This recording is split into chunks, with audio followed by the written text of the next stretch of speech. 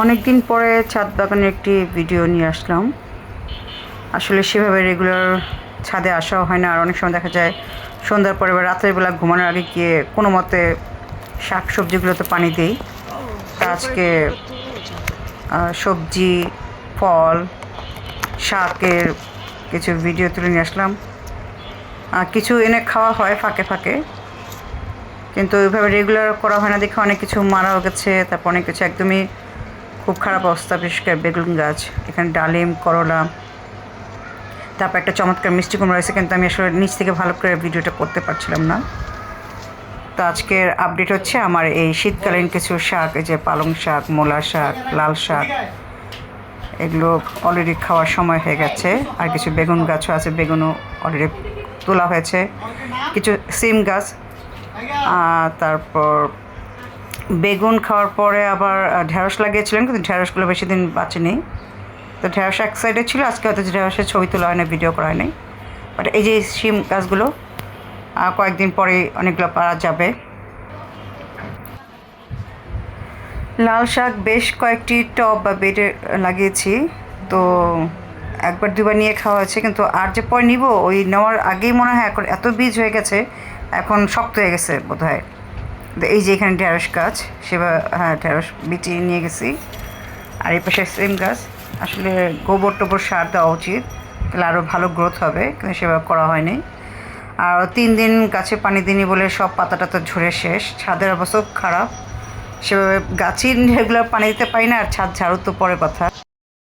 3 দিন ছাদে আসি নাই, গাছে পানি দিই। এই যে শাক সবজি সব, এখানে এক গাদা লাল শাক ছিল, সব মরে শেষ, কোনো চিহ্নই নাই, একটু অবশিষ্ট চিহ্ন আছে এই যে। আর সব লাল শাক মরে শেষ, পালং শাক, মূলা শাক ছিল, করলা গাছটাও মরে শেষ। বাগান বিলাসে ফুল ফুটে আছে, কিন্তু একদমই মুমূর্ষুর। মালবেরি গাছ, কি অবস্থা! এই যে লাল শাকগুলো একদম শেষ।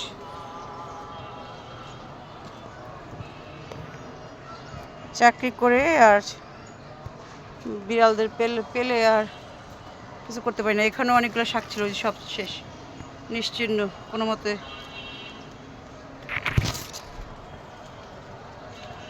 এখানে পেঁয়াজ তুলে গেছিলাম, এই যে মরিচ গাছ শেষ।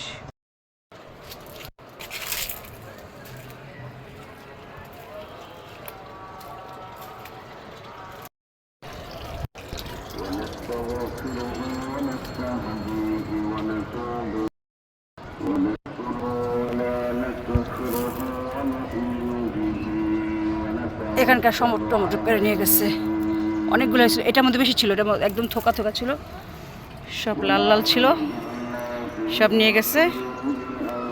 এখন এই কয়টা আছে।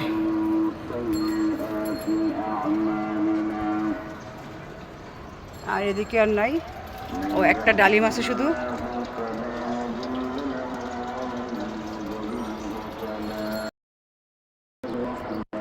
সব লাল শাক নেজ হয়ে আছে, এগুলো যা একটু ভালো আছে। তো এখানে একটু বেশি পানি দিয়েছিলাম, বা রোদটা পরে দেরিতে পরে, তাই একটু ভালো আছে।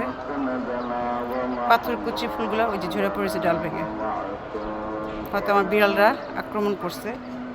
সব কিছুই মুমূর্ষু অবস্থা আছে।